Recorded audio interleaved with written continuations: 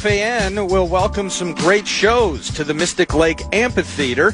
The legendary Bob Dylan, how about that? He's going to be there July 6th. Motley Crue, August 21st. And Santana and the Doobie Brothers, August 27th. Get the complete details on all the upcoming shows via the concert page, KFAN.com, keyword calendar. Hot. Oh, yo, what's going on, everybody? Into the middle portion of the equation, Pat Micheletti joins us now. Pat Micheletti, a weekly component, 9 to noon, to discuss the world of puck. And following via X, please, for elite hockey takes at PatMick2626, at PatMick2626. Good morning, Patrick. How are you? I am good. How are you, PA? Excellent. Were you howling last night? I was howling, yes. I was howling even more when Wemby was ejected from the game. Right. You know, even though we got a little scare, but it was nice to get that win. Well, with that elbow to the face of Naz Reid, you playing hockey as long as you did, including in the NHL, ever taken an elbow like that to the noggin? Well, I've taken sticks. I've taken, of course, and you get right back up in play and no ejection. Hockey's a different sport, obviously, than basketball, but no, don't we see it every night in the National Hockey League? Right. And anyhow, it was a great win for the Wolves. We have plenty on the Wild for about 15 minutes with Tocchet. We're going to take him right up to Bill Guerin, general manager of the Minnesota Wild, joining about 10:30. Outside of the hockey covenant for a second, Patrick, we are far enough into the Major League Baseball season for you to identify some off-radar players league-wide who are tough customers. I know you like to do this. For instance, I'll start with Chicago White Sox first baseman Munetaka Murakami and his 15 home runs, just one behind Aaron Judge. Who do you have under the radar in MLB? Well, I'm sorry for not knowing his first game, but the shortstop for the White Sox is also a stud, Montgomery. Oh, Colston.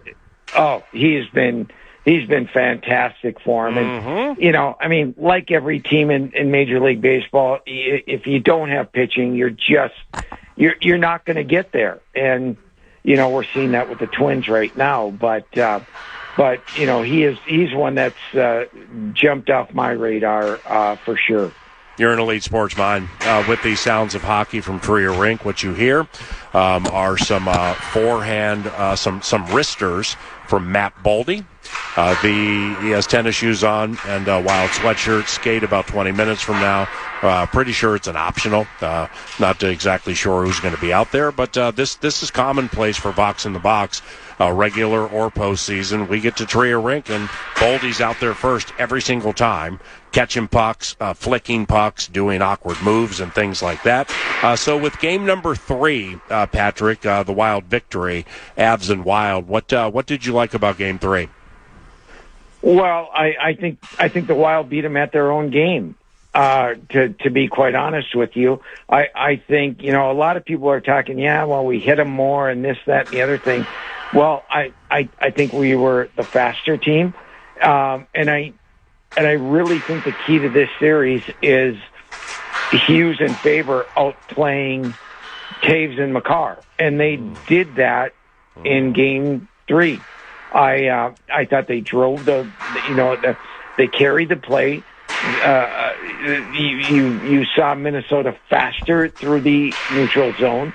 You saw Minnesota driving the net like Colorado did in the first 2 games, and so I thought from that aspect they controlled the game, and Minnesota had the puck more, and they really limited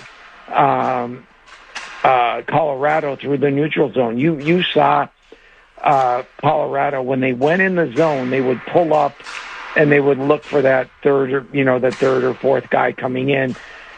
Compared to them just completely, having all 3 forwards going hard to the net. And Minnesota stopped them from doing that, and Minnesota did that themselves And I thought, to me, that was the big difference in the game. And you talk about Hughes and Faber and outplaying Taves and McCarr.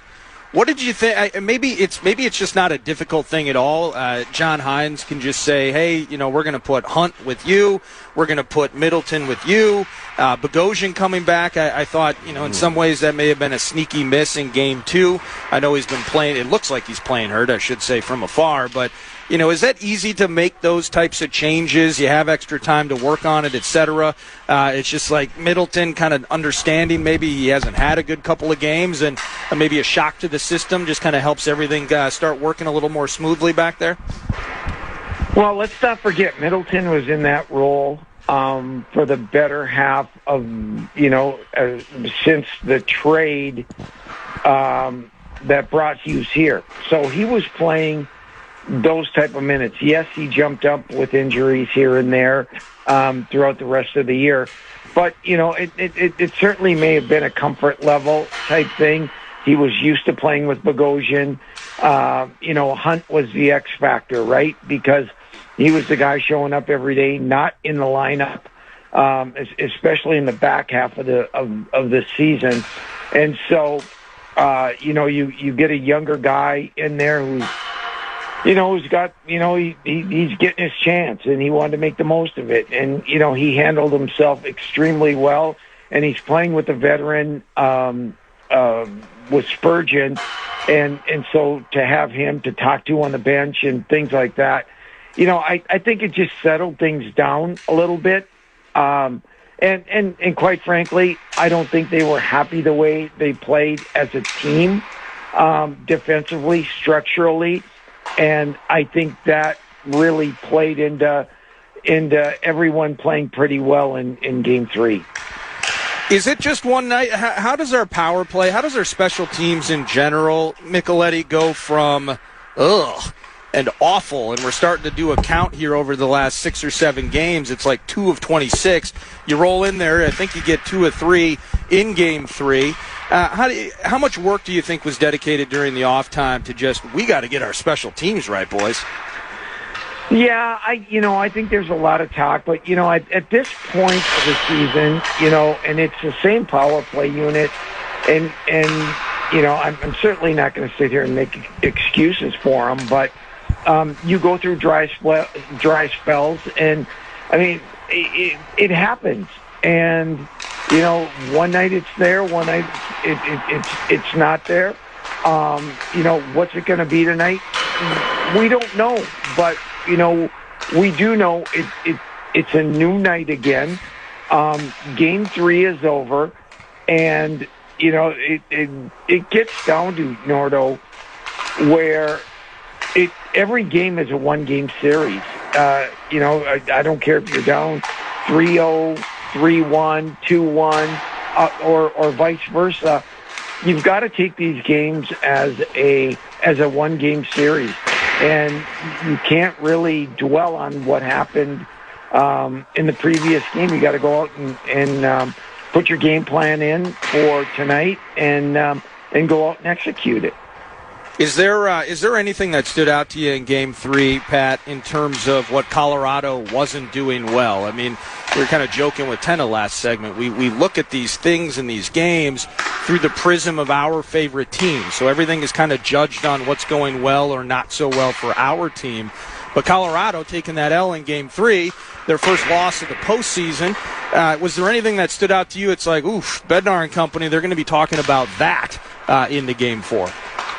Well, I think Minnesota did a great job of not letting Colorado get to their game, and I think that frustrated Colorado a little bit. Hey, they're a high-flying team. They like to get the puck and go, and you'll see McCarr with the stretch passes, Taves, etc., and they like to go, and Minnesota did a really good job at snuffing that out, and then you turn it on the flip side. Well, you get the, you saw the Kaprizov goal. I mean, that was Brock Faber getting up in the play, driving it down, and really getting Colorado out of position because it was the parting of the seas where Kaprizov just came right through the middle, and, Faber gives him the pass, and Kaprizov does the rest. And so, it was little things like that I think just got Colorado out of sync, and they could not get back into it. And so, I think tonight, Colorado is going to, from the get-go, try to dictate how the game is played, and Minnesota, is got to do the same thing and stop that from happening. In Game 3, Vladdy had some big bad Vlad to him. Would you call it a Tarasenko turnaround? What'd you think of his game? Well, I think he's as good as his line mates are, and I say that when Trennan gets in on the forecheck, when McCarron gets in, and they can disrupt things down low. Well, that's where I think that really helps a guy like Tarasenko, because he needs more room. Obviously, we all know he doesn't move as well as he did 5, 7, 8 years ago, but he still has the ability to score with that shot of his. And so when he gets any open ice and they can find him, then he can be dangerous. He had the breakaway, which was kind of surprising, but didn't score on it. I think the puck was on its end a little bit, but he he needs one or two chances a game, and man, if he can get you one, that really, really helps being on that third line. The 5-on-5 defense against Colorado got them. I asked this of Teneby. I got a couple of common threads today. This is one of them.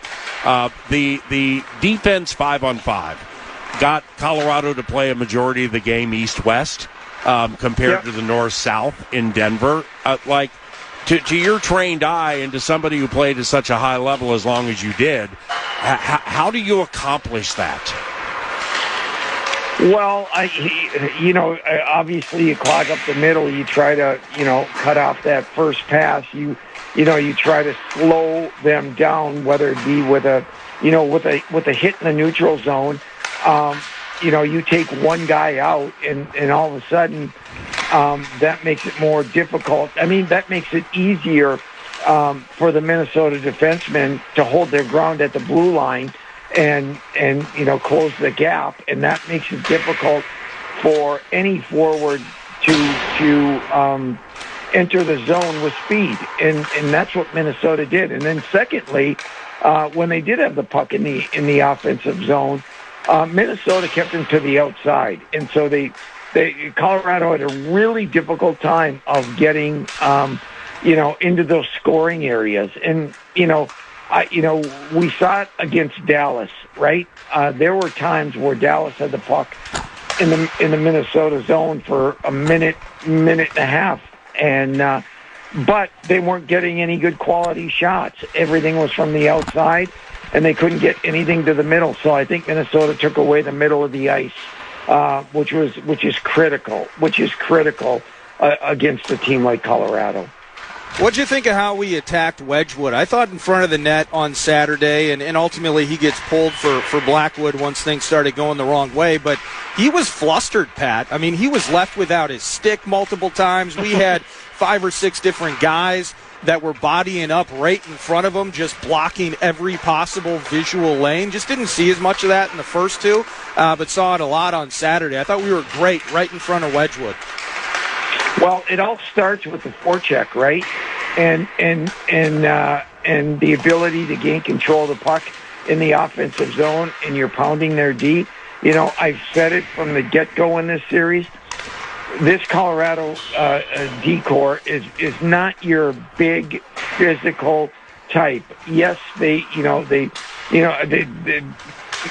skate so well and they have the ability to escape, but if you can lay pucks in the offensive zone where you're not giving them enough time, and I don't care how good a defenseman you are, if you don't have, that extra second to escape and get out of there, well, you're going to get hit, and it's going to make it very difficult for you to make that first pass and get your team out of the zone. And Minnesota did a really good job at that in Game 3, where they were able to get to their D and get on them right away. And that leads to offensive zone possession, and that leads to guys getting in front of the net. You saw Hartman, you saw Felinos, both of them, McCarron, and they can manhandle the Colorado D in my opinion.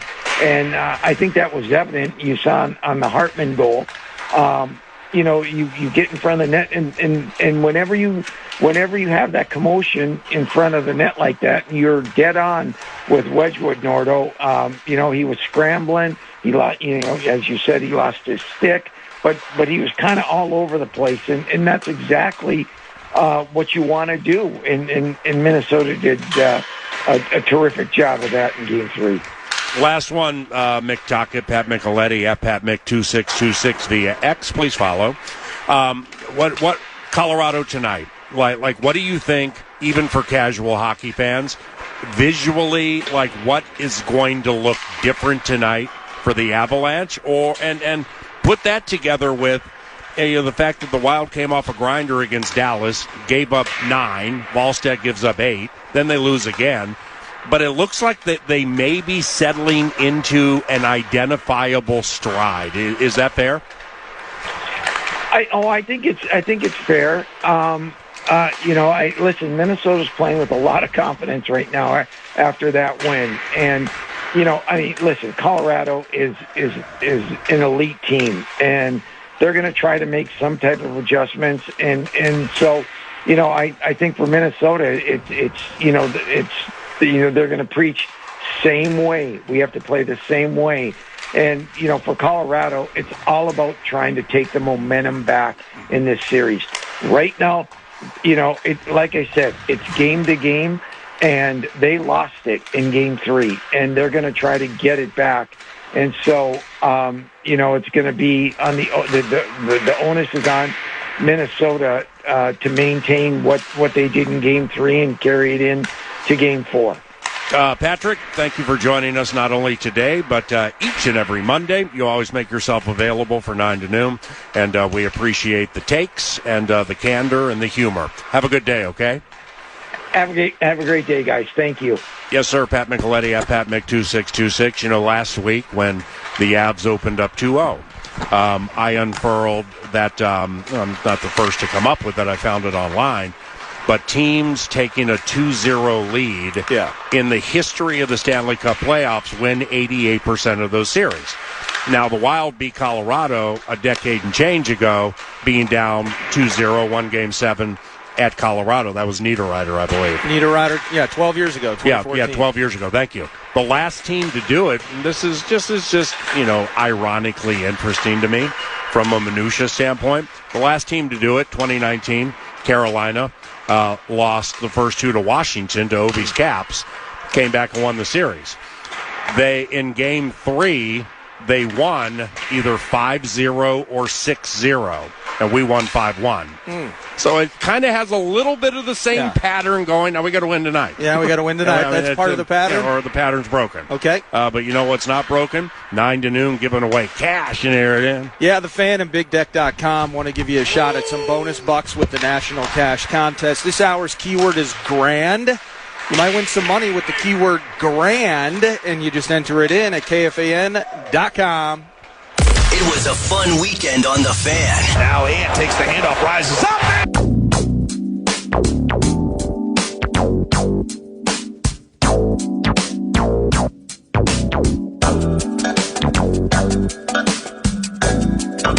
Box in the Box continues into the second half of the radio show. Welcome back to Trier Rink. And joining us now is Minnesota Wild President of Hockey Ops and General Manager of the Minnesota Wild, Bill Guerin. What's it like being President of Hockey Operations and GM of this hockey team this time of the year? Pretty cool, wouldn't you say? Yeah, it's fantastic. I mean, it's always cool. But this time of year, this time of year, just being in hockey it's the best. Now, I don't claim to be like Doc Emmerich like hockey knowledge or Pierre LeBrun like hockey knowledge, So I got hit with something new today I'd never heard of, and you're a 4-time Cup winner, 2 as a player, 2 as an executive. Mohawk skating. Okay, like how was your Mohawk skating game back turn? Mohawk turn? It was fine. It was good. Okay, yeah. so this... I could go, could do right and left. It didn't matter. Really? So it was good, yeah. Well, with Kaprizov and so many other players, I'm hearing it so much, and I'm like, this isn't new, I know that, but like, are people doing it more now or what? No, they do this thing now. It's more where they go to, when you're driving, you have your hands at 10 and 2. Yeah, of course. So then their feet go to 10 and 2. Oh. They kind of... Or your hands at 10 and 5 so you can text. Yeah, exactly. Yeah, just kidding. Well, you can go 10. Yeah, more like 11 and 1. Yeah, thank you. But a Mohawk is more like when you come in with 2 feet and you kind of make that C cut. All right. But they go like this, and they're going north up the rink, but they're kind of moving sideways like that. Right. And like all Hughes to all your listeners, I'm using my hands to explain. Yeah, I get it. But yeah, and they do too. Kirill, that's like 50% of the way he skates. Right. Like, I didn't do that. Okay, so if you're so inclined, will you help me with the knowledge with this? So because of Hughes' size, okay, when he does that or skates in a certain way and holds the puck out with his stick, like defending the whole thing with his body, is that Mohawk skating? Or no. So what's he doing? He's just protecting the puck. And his skating's so elite that he keeps it out there. He protects it, puts his body between the defender and the puck, and eventually he just pulls away. Okay. For the new schoolers who may not remember how you played, how would you define your slap shot? It was good. Okay. Was it Brian Ralston good? Yeah, I like to think so. Okay. Rolly could really hammer it. Yeah, big time, and so could you. So I'm glad that you went down this road. All right, so then we're going to get into the game tonight and the last game and everything. Some things that fascinated me today. Yeah. Like with the new style of stick. I mean, oh man, okay. You don't see guys wind up with the big slappers anymore because you don't need to. Yeah, right. That's what my point was. Is you don't really. It's like every time somebody winds up, the D is able to really, really conform and construct, knowing this is a 100% shot. Yes. Where, like, the new slap shot is the one-timer. Or is that a wrong way to say it? You don't get big slappers anymore. No, and I don't feel like we use it enough, to be quite honest with you. I think the guys... The one-timer, to me, is extremely important. It's... The pass beats the goalie, to be honest with you. Mm-hmm. But we use the term dust it off. If you grab it and dust it off and make sure it's flat and then you shoot it, the goalie's already, moved over and got his angle. Right. Anytime you can just one-time the puck, the pass beats the goalie over to the other side, and then bang. That's really what beats the goalie. It's not necessarily the shot. I believe it's the pass. Right. And if you can shoot a one-timer, like Kirill can shoot it from anywhere. Yeah. It can be perfect. It can be off his back like that leg. big one he had right side against Dallas. That was a slapper. It can be off his front foot, his back foot. It can be rolling.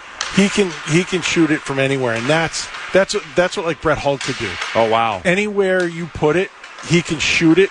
And then the quickness of the release beats the goalie. All right, with technology with sticks now. Yeah, like with how you grew up playing and how you played HOF career. Would you have to, like, if God decided, all right, you're completely in shape, we're going to put you in the game, you're going to play 17 minutes. Would you have to reconstruct how you shoot, like with the puck being either at the heel of the stick or the toe of the stick? Like, you know what I'm saying? Yeah, they do it differently. The sticks are so different. That's what I'm saying. Technologically advanced that I remember shooting pucks with my son, and I'd be telling him, like, wrist shots are like this, off the heel of your stick, and this. He's like, Dad, nobody shoots like that anymore. I'm like, what? Wow, that's a reality, Jeff. Everything's off the toe, and use the flexion of the stick. Oh, jeez. And I'm like, oh, this is like science. Wow. And I'm like, well, how about you just put your head down and just bomb it? No, Yeah. Would old schoolers like a Gilbert Perreault or Guy Lafleur, like how would they handle this day and age of the NHL? Well, I mean, obviously they'd be fine. They'd figure it out. They'd figure it out, and they'd be great again. And I do remember going from a wood stick to a one piece, and the first time I ever used it was in a practice, and I came down the middle of the ice and I took a slapper and it went 10 feet high and 30 feet wide. Mm-hmm. And you just had to get used to the new kick point. I mean, we were using wood sticks. There was no kick point. That's right? awesome. Like you had to get used to this new flex. Yeah, and like in the NBA, they used to play with Converse jocks. Exactly. That was ridiculous. Exactly. And like I remember using Brett Hull's stick. He used an 85 flex. I used 100, and I couldn't lift the puck. Like he just had this incredible timing and wrist and forearm strength, and that was the way. I was more of a brute, and 100 flex, and like caveman with Captain Caveman with his club. Yeah, like the Flintstones break out on ice. Right. Hey, Billy G, what'd you like with what you saw Saturday night? To the untrained eye, me, it seemed very businesslike, unlike that first game rodeo. Yeah, I really like that. I like that mindset from our guys, and I've seen it now through a series and a half. That they are. There's no. Hey, look. I mean, the guys are loose. They're confident, but there's you can tell there's a look in their eyes. There's a mood to where they're here this morning, and they are here at work. They are going to show up, and it is going to be work. Is this an optional? This is an optional. Well, holy cow! Well, they all opted in. Most guys do because they didn't skate yesterday. Right. So some guys just want to get out and get loosened up and kind of handle the puck a little bit. It's a new world, this NHL. We don't practice a lot. I would have loved it. Right. Well, you got the new sticks. Who needs practice? You just fast skates. Seriously. Multiple sets of blades. Mohawk skating. There. Yeah. The whole thing's changed. We used to have to bring it. We used to have 2 pairs of skates ready. If you lose an edge, you got to take your whole skate off. Put another one on, so you don't miss a shift. And now they just, click, click. They used to, I know they still get dry gloves, every once in a while in periods. Now they get new blades. Jeez. It's crazy. The Foligno brothers finishing checks. How much does that warm the cockles of your heart? Because you were super physical. I didn't know my heart had cockles. Well, they finished checks. Those are like clams. Yeah, well, the Avalanche, I don't know what happened to the cockles of their hearts, but they got jarred around. It's a mindset of our team. It's the way we play. We're built like that. It's to see guys finish hits in the playoffs, it's important, and it leads to us playing well. This is Bill Guerin, General Manager and President of Hockey Ops for the Minnesota Wild. 10:40, Wild about 15-20 minutes into a morning skate. After advancing past Dallas, is there a chance that the guys are really settling into this series and perhaps the best is yet to come? I know you're not in the excuse-making business, but everybody in the world knew that you hadn't won a series in a decade. You win.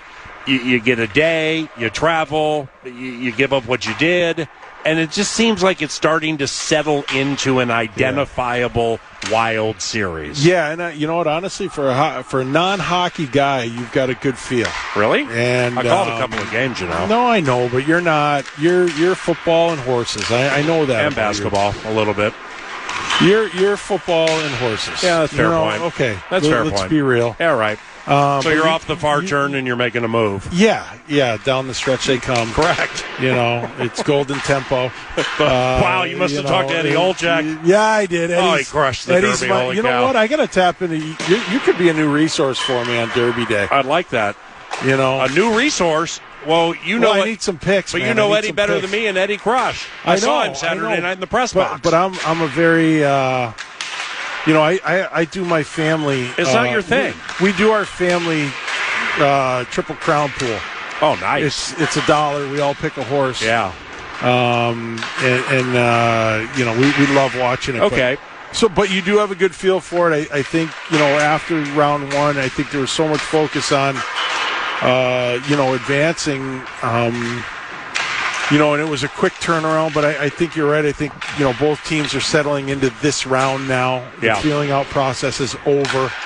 And we there are always adjustments to be made, but we know what they bring. They know what we bring. And now let's play the games. I know you and Heinze and the staff, and I've heard this with O'Connell in football and Finch and basketball. Everybody says it, is that it's about you guys more so than it's about the other guys. Okay, and doing what you do, especially when you have the squad that you have here, the best overall Minnesota Wild squad in the history of the team, specifically when it's healthy. So, but nevertheless, Colorado Bednar's going to try to change something tonight from Game 3. So what part of it as a cup winner in the room would you be like, all righty, boys, this is going to change tonight. Let's be ready. And I agree with those other coaches in that it is about us. There are tendencies that other teams have. We have to be ready for any adjustments that they make. But when it gets down to the nuts and bolts of it, we really have to focus on who we are and focus on that and make sure that we are playing our game, not their game. Right. What are some things about Kaprizov Saturday night that you really like that still just, you still just remember? His competitive nature. Mm-hmm.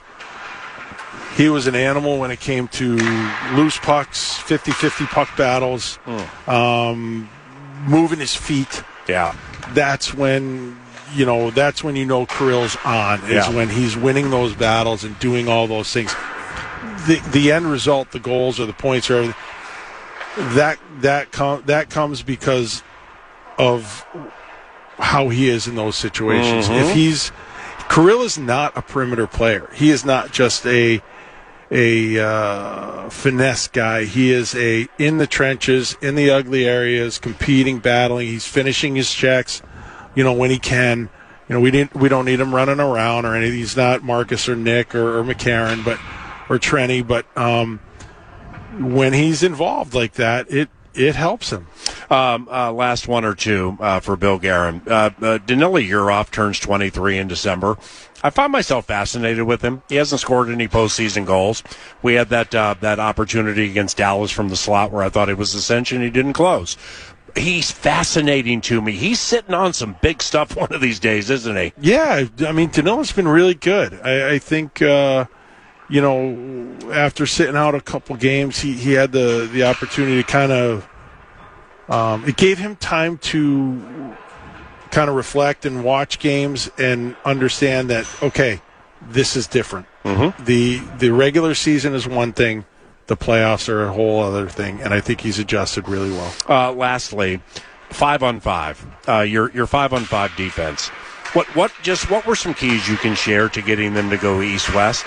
I mean, they were going east-west more in Game 3 than I think combined Games 1 and 2. Know what I'm saying? Well, yeah. Listen, they're so talented, and they've got a lot of firepower, and I think just trying to play offense as much as we can, and hold on to pucks in the offensive zone. That's the best thing that we can do defensively.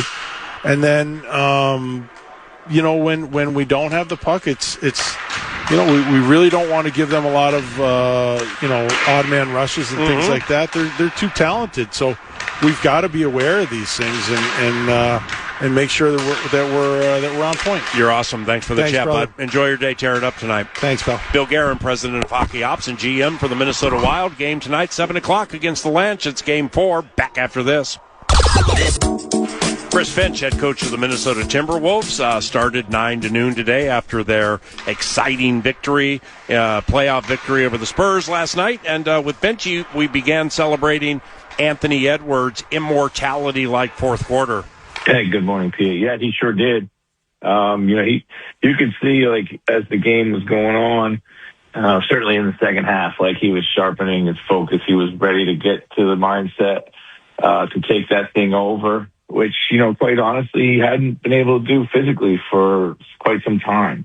But really, I think it was more of just the momentum that he was able to build in Game 3 when he kind of could get to some of the things that he's always been able to do, and they kind of came back to him. So gave him the confidence that he could, really go to it at any point in time, which was, was fun to watch and much needed by us.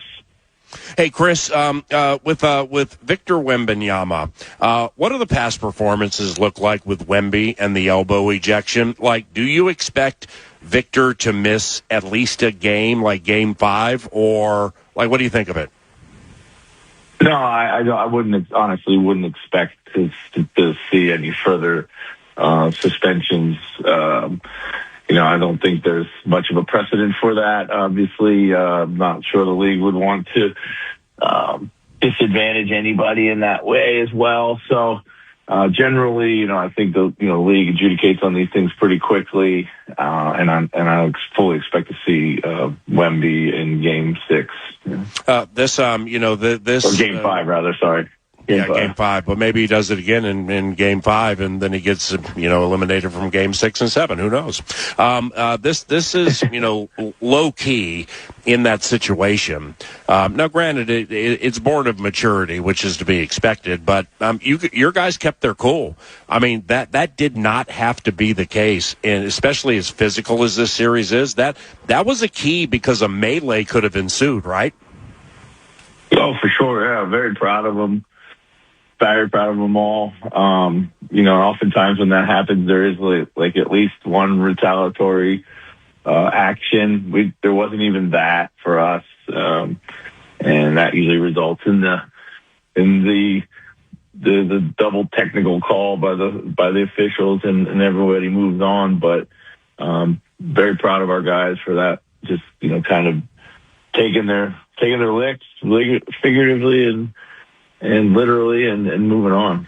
I'm and for many reasons, myself and many fans are happy that a fracas did not break out, because think about it, man, that would have been a long run for Finchie on that still recovering knee. It was on the other side of the court. When stuff like that, I stay out of those now. If you've watched, yeah, that's what I was going to say. Is when stuff like that breaks out, and we've seen it, a fair amount. You. Like, how does the discernment choose when you jump into the fracas or when you stay away? Well, I mean, now the players are not allowed to leave the bench. That's an automatic ejection suspension and could carry further suspensions in subsequent games. So It's really on the officials, but more than that, it's on the coaches and then security to get out there to try to separate people. Yeah, I learned. I know my limitations. I'm not sure how much stability I still have in the leg. When Wemby left, were you like, "All righty, boys, the rim's open, so bust through that saloon passage"? Yeah, I mean, listen, we didn't really. I think everybody recognized that. We're a team that likes to live at the rim anyway, or generate our offense from the inside out. So. But I tried to just maintain business as usual. I didn't want to make too much of a big deal of it either way. I do feel like I think it changed. I think there was a natural relaxation period, but our guys just figuring, okay, this is going to be a little easier, but it wasn't. And I think we had to kind of regroup, and once we did that and settle into a new rhythm of the game, not just on offense, but more so defensively. The way they were going to play was going to change a little bit. And they played and won many games without him this season. So it's not like they're a one-man band in any respect. Right, but I mean, and I'm going to ask you a question a little later about Wemby being transcendent. But he is. I mean, in so many ways, he's a transcendent player, and certainly at the center spot. But, when he does leave, it becomes racehorse basketball, doesn't it? I mean, those kids just want to run up and down the court without Wemby. Yeah, they do. They do a good job of running up and down the court with him. But, they realized, one of their big adjustments after game one was really to pick up the pace, and try to push at every opportunity. And, they've done a great job of that, and they've gotten a lot of baskets right back at us after we've scored baskets. So our defense in transition has to be better and has to be on point every single time. There's a team full of penetrators, guys who like to put their shoulder down and get to the hoop. And if you're not in position to be able to stand that up and take that hit and reroute them, they're going to live at the rim. And that's what they started doing in the third quarter on us, and got to things quickly before we could really get set. Chris, the mind and the body. First the mind. Do you find this to be a very cerebral series? I mean, Game 1, second half, you made some offensive adjustments they couldn't catch up to. Game 2, they go to trapping in a different way, and that's continued through games 3 and 4. It just seems like this, you guys have a very smart staff. This just seems like it's a cerebral series. Do you agree? Well, I would definitely agree. We have an outstanding staff who's thinks their way through each and every game plan. When you get to the when you're going through 82 games, PA, you try to maintain an identity and play to that identity every single night, and I think that's important in the playoffs as well. But there's so many moving parts in the playoffs. You have to kind of be able to win the game different ways. Like, perfect example, the Denver series was a heavy pick and roll series. Pick and roll, as much pick and roll as we could possibly put Jokic in, we wanted to do. This is a series with their bigs, particularly Wembanyama. They're outstanding in pick and roll. Like, you're not really that's not where you're gonna make the most advantage for your team. So you have to kind of figure out like other ways to score, whether it be off ball or drive and kick or change the way that you space the floor. These are, kind of subtle things that you need to do, and it might change how you kind of are used to playing. With Rudy in particular, you're a heavy pick and roll team. That's just kind of like what he does best, and it's what he's allowed. It's what he's, the gravity that he gives your team is elite. But we got to minimize some pick and roll to do other things. So that's the real kind of shift. Like, and it might happen series to series, of course, like I'm talking about, but it also has to evolve, and then your team has to find a comfort level with a new rhythm and new style of play as you move from game to game within a series. Okay, well, to the physical part, to the body, can it be argued this is absolutely the most physical series that you guys have had in your 5 years of coaching playoff teams here?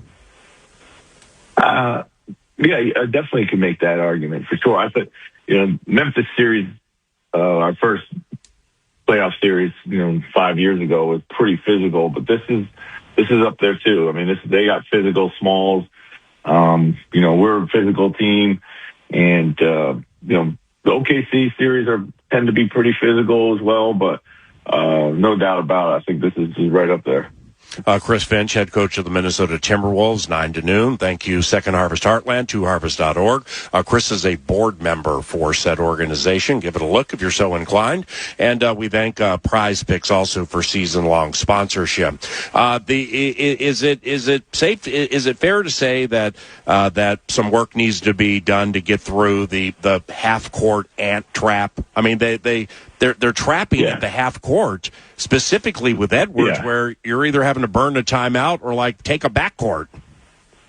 Yeah, we gotta be a little better there. We know what we're trying to do. I think when we've executed what the plan of attack is, we've gotten a lot of really good looks, scored some easy baskets, and we're gonna have to be better there. Just we know it's coming.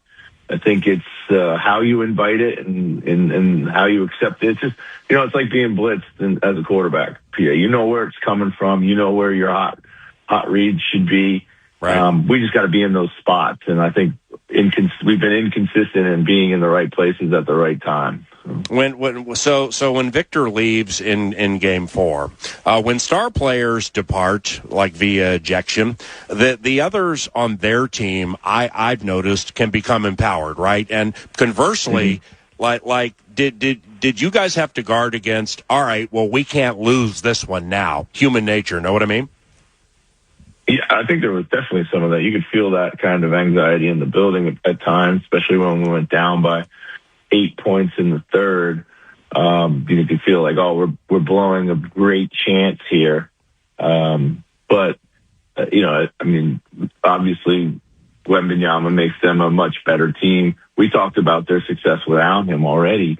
But you have to try to kind of depersonalize these things. Like, this isn't a series of Ant versus Wemby or Rudy versus Wemby. But it's a series of the Wolves versus the Spurs. And that's what it's always going to be. There are obviously great star players here. There's great storylines in the series, but we've got to maintain, like, this is, what we're trying to do versus what they're trying to do. And it's not just one single person. So right. At this point in time, these teams are good enough, they're deep enough, they're flexible enough to adjust to some level to be ultra competitive no matter who they have on the floor. We saw that. We lived that. Game 6 against Denver. No one gave us a chance to win that game. And guys stepped up and had, memorable career nights.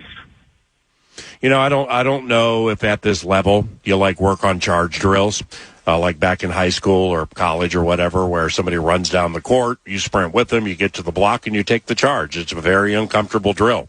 But if you did, it's clear Terrence Shannon Jr. has paid attention to the charge drill, wouldn't you say? He has. It's like, the biggest thing that he's done this season, which I'm really happy and excited about, which sets him up greatly going forward, is he's improved his defense.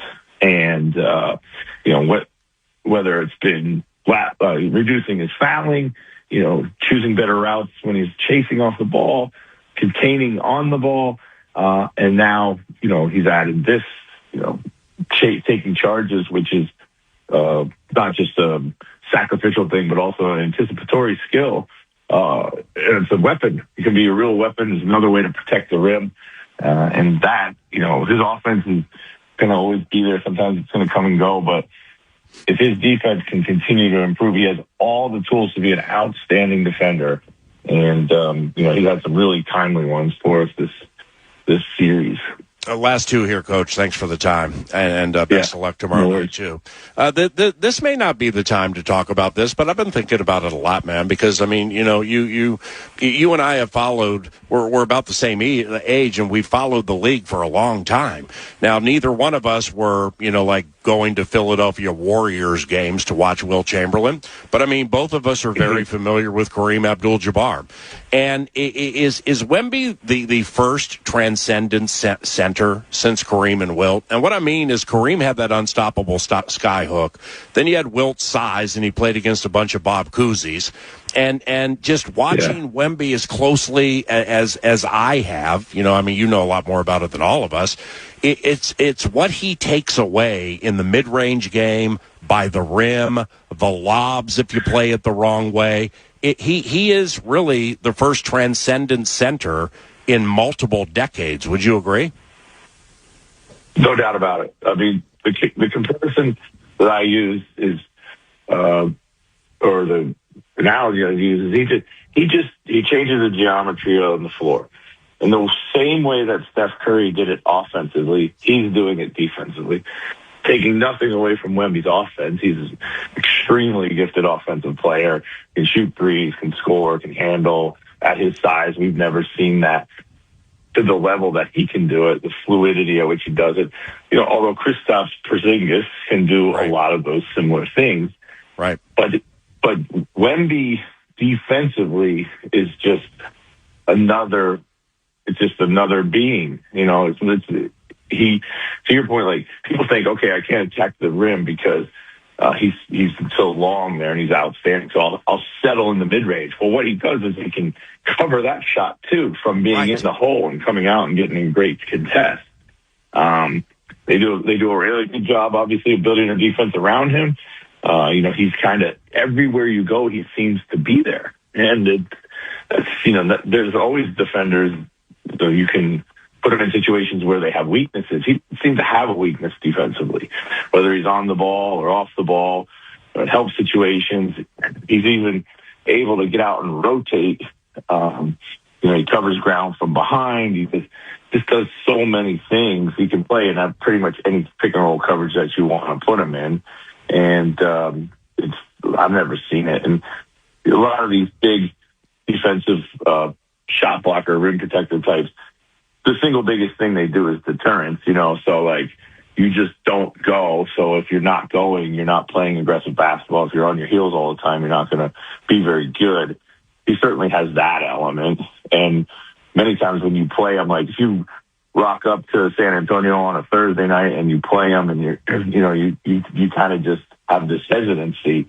We just pounded into our guys like, we can't have that. We'll never give ourselves a chance to score if we're not taking him on. He's going to get some blocks. He's going to do some things, but we've got to play the basketball style. We just got to make better reads when we get near him. Sometimes it's going to be the rim. Sometimes it's going to be the pass. Sometimes it might be a kick out. Sometimes it might be just dribble out and reset. But we got to continue to be aggressive around him. But he just changes everything when he's on the floor. And it's like nothing I've ever seen.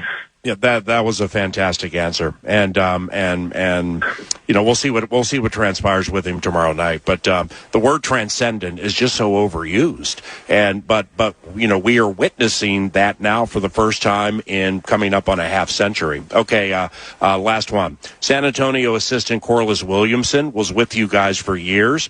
Does his knowledge of any form of scheme you offer factor into making anything difficult? I'm sure it does. He knows our team so well. I wouldn't know what he is saying, but I can imagine. He is very familiar with our system and hasn't changed a whole ton. I think he's very familiar with having worked one-on-one with Julius. I'm sure he's been a large reason why they're paying so much attention to Julius. And feel like they can get him out of his spots or cover him up when they need to. But yeah, anytime you have kind of corporate knowledge, you're going to put it to test. You're awesome, Coach. Safe travels, and we'll catch up later. Okay. All right, appreciate you, PA. Thank you. Yes, sir. No problem. That's Wolves head coach Chris Finch with PA. Nice enough to open the show with us right off the bat after last night's Game 4 victory. Series tied 2-2, headed back to San Antone. And we're going to continue that conversation in the final hour. Parker Fox, thanks to Continental Diamond, joining us at Tria. It's going to be a fun final stretch here. Players still on the ice in advance of Game 4. Wild and Avs at Grand Casino Arena. A little howl and some hockey next on The Fan. This is 9 to noon, live on iHeartRadio and KFAN, The Fan. From the 1-800-ASK-GARY Traffic Center.